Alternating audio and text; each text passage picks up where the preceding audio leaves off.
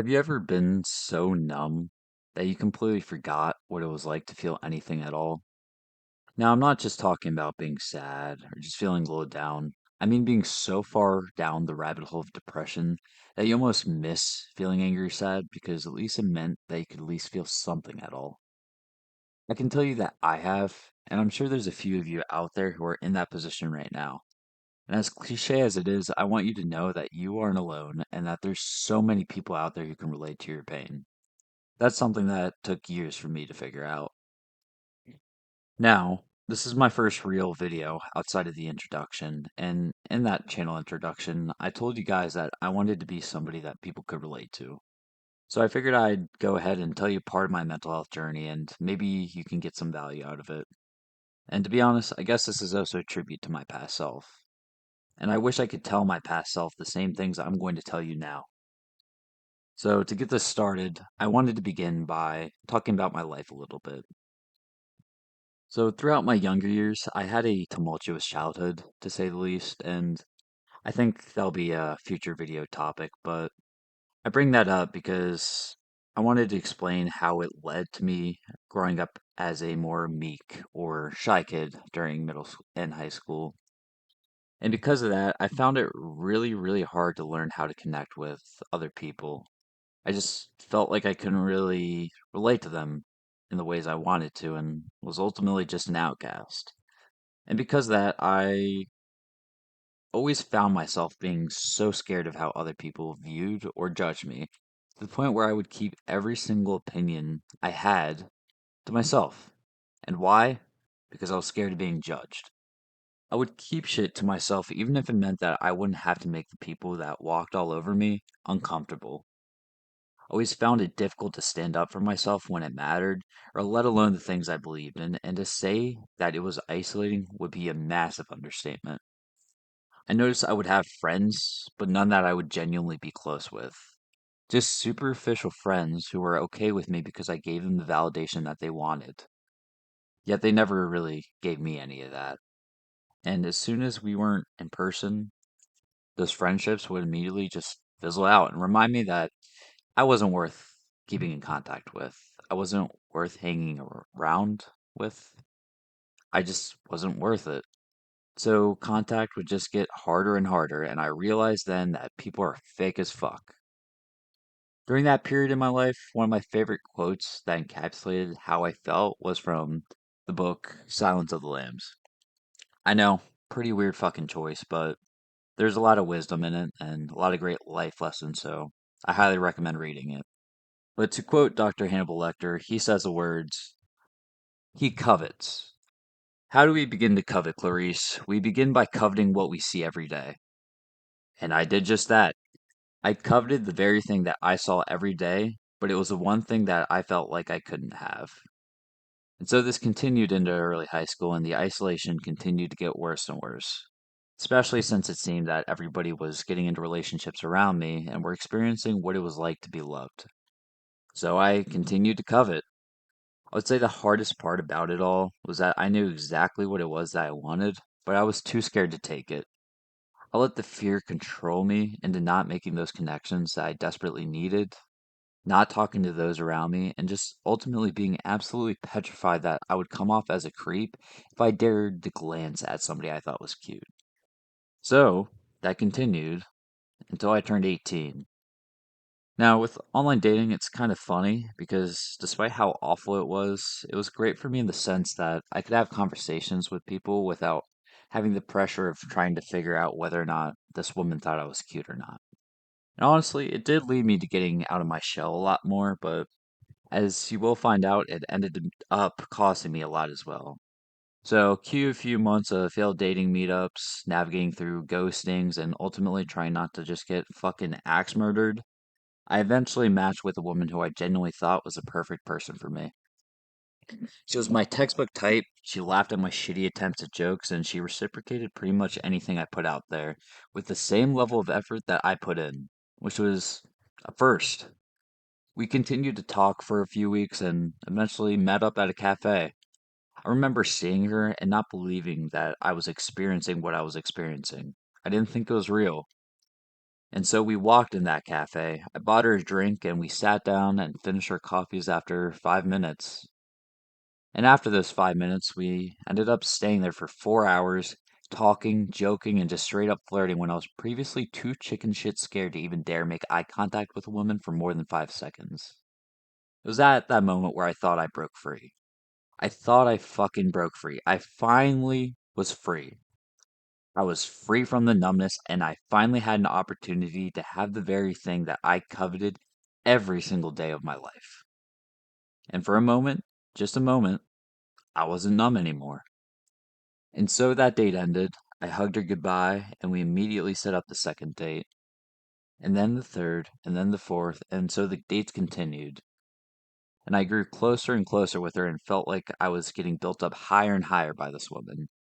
I was in the heavens, but what I came to find out was the issue with being in the heavens is that when the foundations crumple beneath you, that fall absolutely rocks her shit. It fucking demolished me and almost killed me.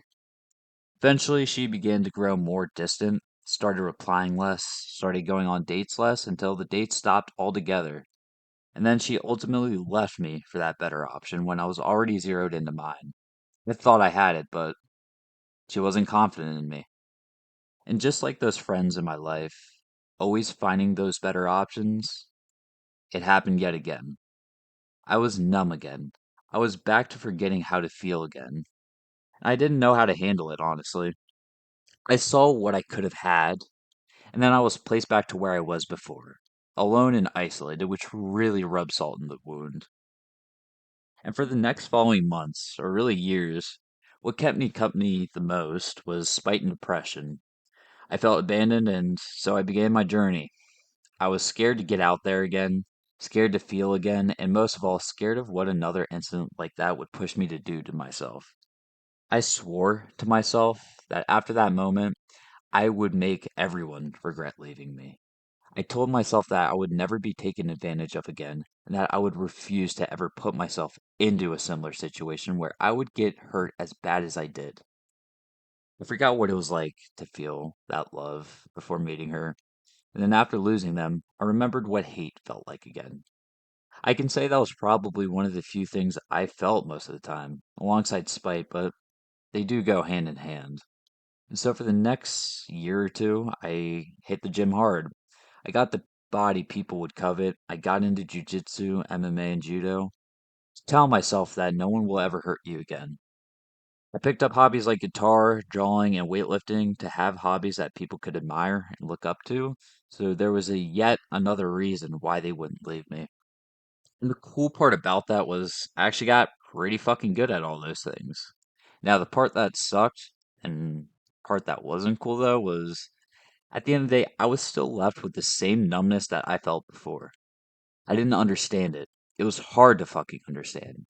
I did all the right things I was supposed to do, yet it didn't help me at all, and I was still back at square one. At the end of the day, I still felt nothing and still fantasized about the release of death every minute I had.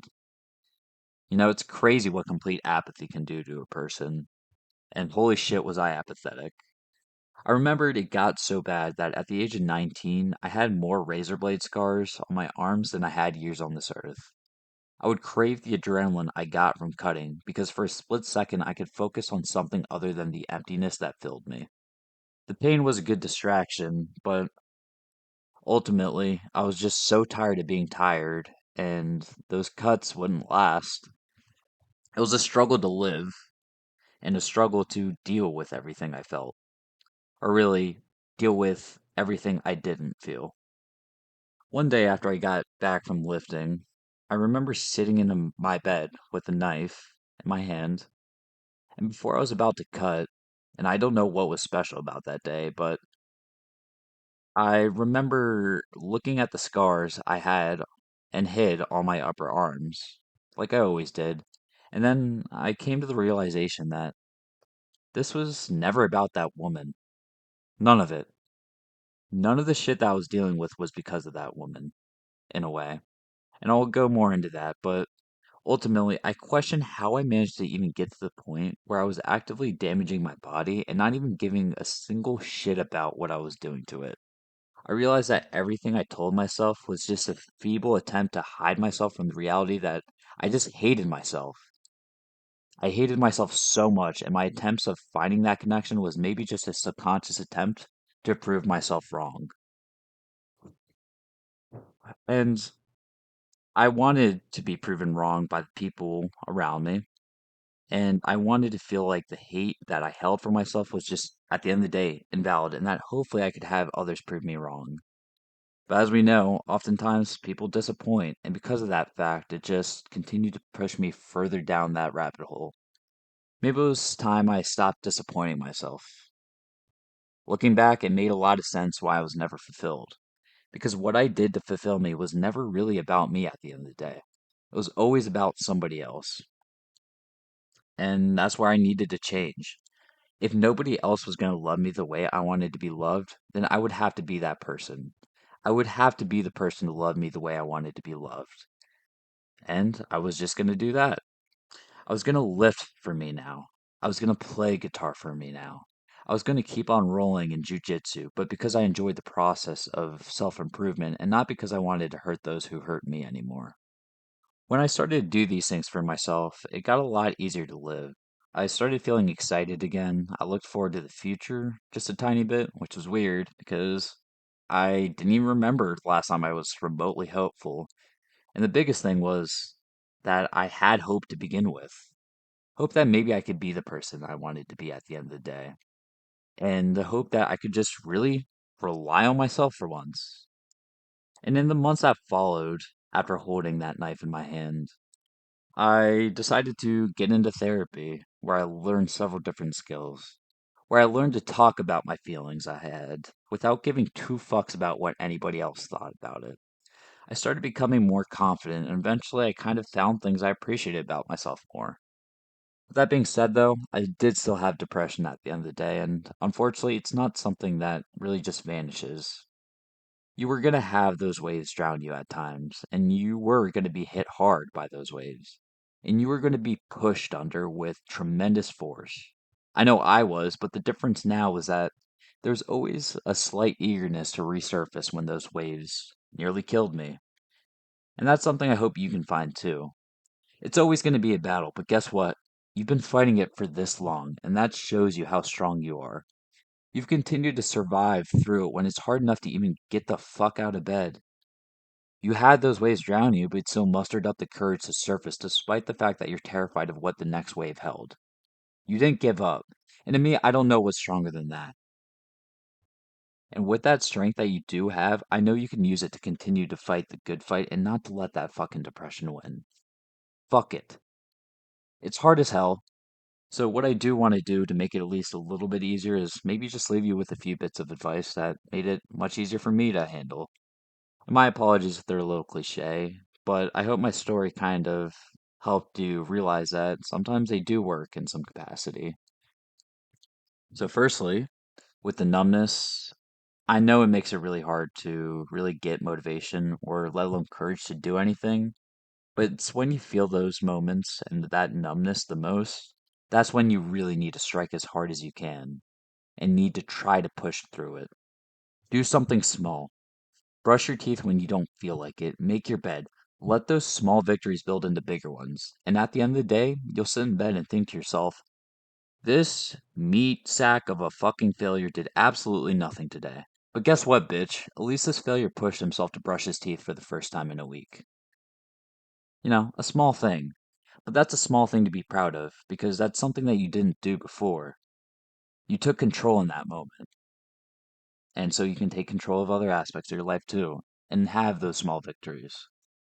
Now, as for the second thing I can tell you, I really think people should start learning how to do things for themselves. And I want you to stop focusing on the progress that other people make and allocate your attention to your own. I notice with a lot of people, the depression oftentimes stem from a feeling of inadequacy. And the quickest way to feel inadequate is to focus on every reason somebody does something better than you and why they're better. Ultimately, no matter how good you get at something, there's always going to be that little boy prodigy in China who does it 10 times better. So instead, compare you of yesterday to the you of today and strive to be better for yourself tomorrow. And continue to make those small improvements because they add up with time. They really do, and eventually you won't recognize who you were before. The same applies with negativity. So I will say, be careful and strive to build up those good habits instead of the bad ones to keep that from happening. The last thing I will leave you with is ultimately focusing on your health as a whole. And what I mean by that is maybe getting into some sort of physical hobby like weightlifting, so you have a means to channel all your negative energy into something positive. And in my case, with weightlifting, I channeled all my hate and spite into that. I channeled all my aggression into pumping that fucking iron, and it left me in a much better position. And outside of the physical aspect as well, I think you should really do the same with creative outlets as well. Like art, yeah, art, guitar, shit like that, because ultimately you can channel your feelings into something to really just express yourself, I guess. And when people do that, they ultimately end up creating something beautiful, and I'm sure you'll be able to do the same thing. But with all that out of the way, I really do hope that I made an impact on you, at least a little one, and hopefully you got some wisdom out of the things I've said today. Anyways, I hope you have a great day and keep fighting the good fight. And the last thing I want to leave you with is to remember, don't you dare fucking let that depression win. You've got this.